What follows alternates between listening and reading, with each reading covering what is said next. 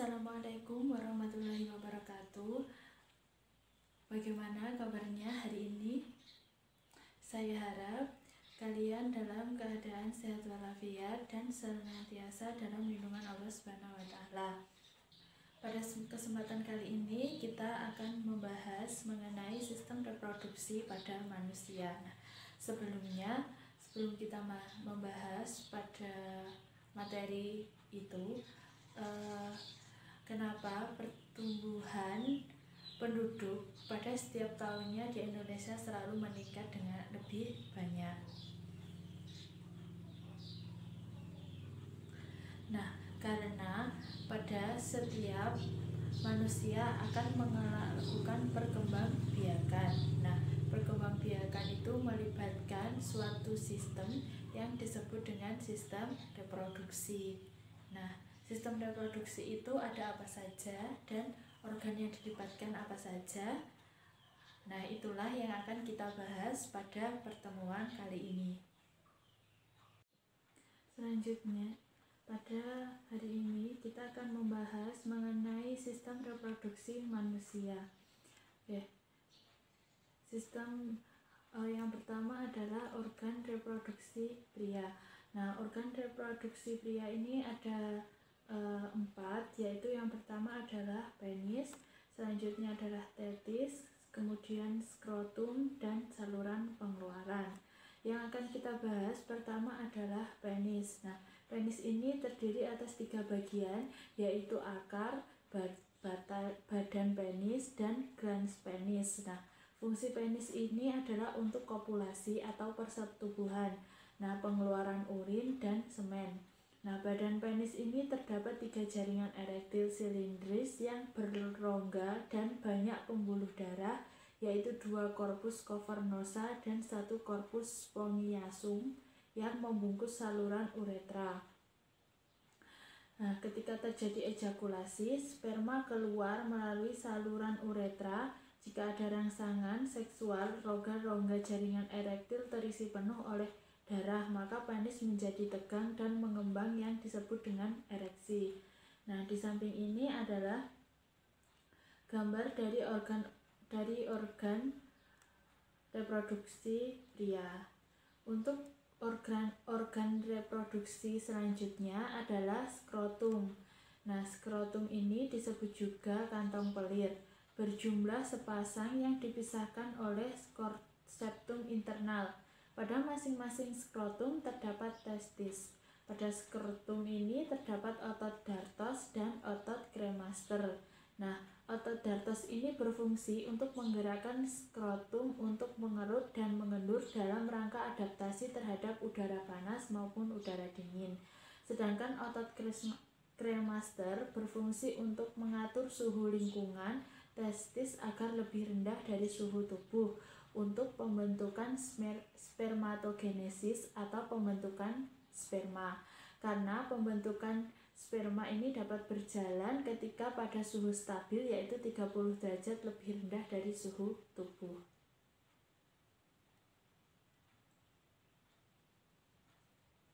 Nah, yang selanjutnya adalah testis. Nah, testis ini terdapat di dalam kantong skrotum. Nah, fungsi testis ini untuk memproduksi sperma. Proses spermatogenesis atau pembentukan sperma terjadi di sel-sel tubulus seminiferus. Sperma yang dihasilkan oleh seorang laki-laki dewasa normal kurang lebih 100 juta sperma sel per hari. Berikut ini adalah gambar dari testis, bisa dilihat. Nah, untuk organ yang terakhir adalah saluran pengeluaran. Saluran pengeluaran atau saluran reproduksi terdiri atas 3, yaitu saluran epidermis, saluran vas deferens, saluran ejakulasi, dan saluran uretra. Nah, bisa dilihat pada gambar mengenai bagian-bagian saluran pengeluaran ada di mana saja. Nah, untuk bahasan selanjutnya adalah organ reproduksi pada wanita. Organ reproduksi pada wanita ini ada 5, yaitu yang pertama adalah ovarium, kemudian tuba falopi, uterus, vagina, dan vulva. Yang pertama adalah ovarium. Ovarium ini disebut juga dengan indung telur, terletak di sebelah kiri dan kanan rahim. Bentuk ovarium ini seperti buah kenari dengan panjang 3-5 cm, lebarnya 2-3 cm. Tebalnya sekitar 1 cm dengan berat 15 gram. Nah, berfungsi sebagai tempat oogenesis atau pembentukan sel telur atau ovum, menghasilkan hormon estrogen dan progesteron. Nah, itu adalah gambar dari ovarium yang berada di sisi kanan dan kiri rahim, berbentuk seperti kacang kenari. Mungkin kayak gini, seperti ini. Untuk selanjutnya adalah tuba falopi. Nah, tuba falopi ini disebut juga dengan oviduct, yaitu merupakan saluran panjang yang menuju ke rahim. Setelah telur mengalami pematangan pada ovarium, selanjutnya akan disalurkan melewati oviduct ke dalam saluran. Di dalam saluran oviduct inilah terjadi pembuahan antara sperma dan ovum.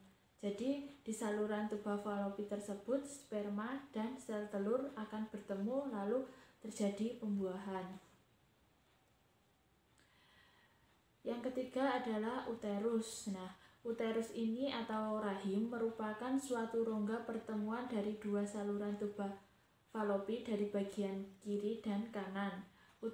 Uterus berbentuk seperti buah pir terbalik. Bagian leher bawah dari uterus adalah serviks atau leher rahim. Fungsi uterus atau rahim ini adalah sebagai tempat menempelnya janin hingga tumbuh besar. Kehidupan janin ditopang oleh plasenta. Nah, plasenta ini akan mencukupi kebutuhan janin yang berupa oksigen atau O2 dan makanan yang diperoleh dari ibunya.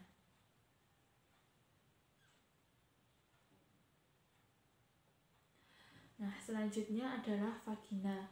Vagina merupakan suatu saluran tempat berlangsungnya proses kopulasi atau pertemuan antar dua kelamin, jalan keluar menstruasi, dan jalan keluar bayi. Panjang vagina ini sekitar 8-10 cm, dindingnya berlipat-lipat dan elastis.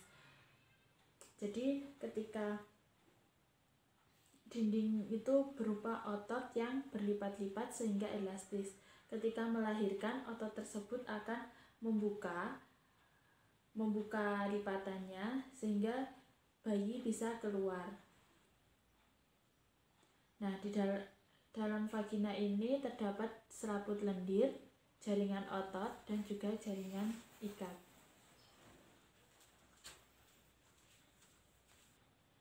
Yang selanjutnya adalah vulva. Nah, vulva ini merupakan organ reproduksi wanita luar yang terdiri atas bagian-bagian seperti mons pubis, labia mayor, labia minor, klitoris, orifisium uretra, serta mulut vagina. Bisa dilihat gambarnya adalah seperti di samping ini.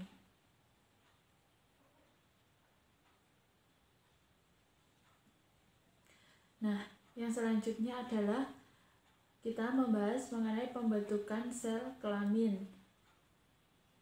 Pembentukan sel kelamin laki-laki atau disebut dengan spermatogenesis. Pembentukan sel kelamin laki-laki atau disebut dengan spermatogenesis ini terjadi di tubulus seminiferus dalam testis. Tubulus seminiferus ini mampu memproduksi sperma setiap hari sekitar 100 juta spermatogenesis. Nah, pembentukan sperma atau spermatogenesis bisa dilihat pada gambar tersebut adalah skema dari pembentukan spermatogenesis. Nah, yang pertama, spermatomium berkromosom 23 pasang diploid yang membelah secara mitosis menjadi spermatosit primer dan masih bersifat diploid. Melalui pembelahan secara meiosis pada tahap 2, maka spermatosit primer yang diploid itu akan menghasilkan spermatosit sekunder yang bersifat haploid, yaitu memiliki kromosom 23 buah. Setelah itu, spermatosit sekunder mengalami pembelahan meiosis pada tahap 2 yang menghasilkan 4 spermatid. Jadi pada masih dengan tahap 2 itu menjadi 4. Yang pertama adalah 1, 2, kemudian menjadi 4 spermatid yang bersifat haploid.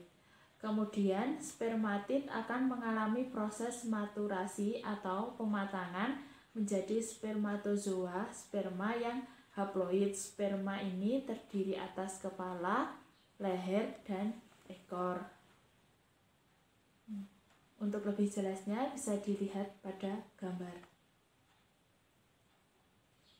Nah, selanjutnya adalah pembentukan sel kelamin wanita. Proses pembentukan sel kelamin wanita disebut sebagai oogenesis. Berlangsung di dalam ovarium indung telur. Oogenesis ini dimulai dari oogonium yang bersifat haploid, yaitu mengandung kromosom sebanyak 23 pasang, membelah secara mitosis menjadi oosit primer yang masih bersifat diploid. Oosit primer mengalami pembelahan meiosis 1 menjadi oosit sekunder dan badan kutub 1. Selanjutnya, oosit sekunder akan mengalami pembelahan meiosis 2 membentuk ootit dan badan kutub 2. Selanjutnya, ootit inilah yang akan berkembang menjadi ovum. Ovum yang dihasilkan dari proses ini hanya berjumlah 1. Untuk lebih jelasnya bisa dilihat pada gambar. Nah, pada proses oogenesis ini ada 2 fase, yaitu yang pertama adalah fase ovulasi. Fase ovulasi ini adalah proses pelepasan sel telur atau ovum dari ovarium indung telur. Proses ovulasi ini dipengaruhi 2 hormon, yaitu LH dan FSH yang dihasilkan oleh kelenjar hipofisis di dalam otak. Saat ovulasi adalah masa subur seorang wanita. Masa subur seorang wanita berlangsung beberapa hari. Nah, satu siklus haid dimulai hari pertama setelah hari terakhir masa haid sebelumnya dan berakhir pada hari pertama masa haid berikutnya. Mulai pada hari siklus pertama siklus haid ini sel telur bersama folikelnya akan mengalami pematangan, lalu sekitar 13-15 hari sebelum hari pertama haid akan terjadi ovulasi. Nah, di saat itulah masa subur seorang wanita.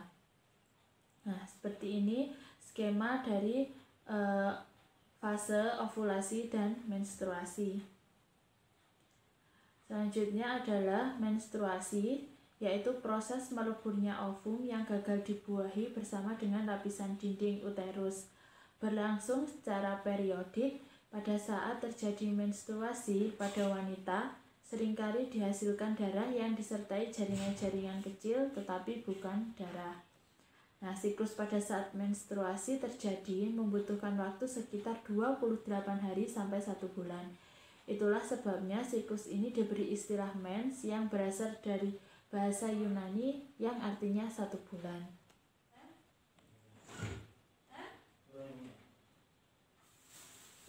Menstruasi atau haidnya sendiri terjadi selama 2-7 hari.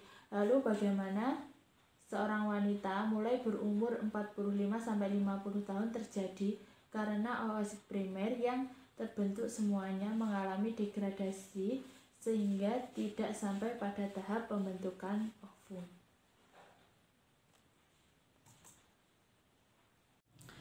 Mengingat kembali hasil belajar kita pada hari ini, yaitu mengenai sistem reproduksi manusia. Yang pertama ada sistem reproduksi pria yang terdiri dari testis, skrotum, dan penis. Kemudian ada sistem reproduksi wanita yang terdiri dari ovarium, tuba fallopi, uterus, kemudian vagina, kemudian ada vulva. Nah, kemudian ada pembentukan sel kelamin. Nah, pembentukan sel kelamin pada pria disebut sebagai spermatogenesis, sedangkan pembentukan sel kelamin pada perempuan disebut dengan oogenesis. Nah, pembentukan sel kelamin pada perempuan ini ada dua fase. Yang pertama adalah fase ovulasi, di mana fase tersebut disebut juga dengan fase subur seorang wanita.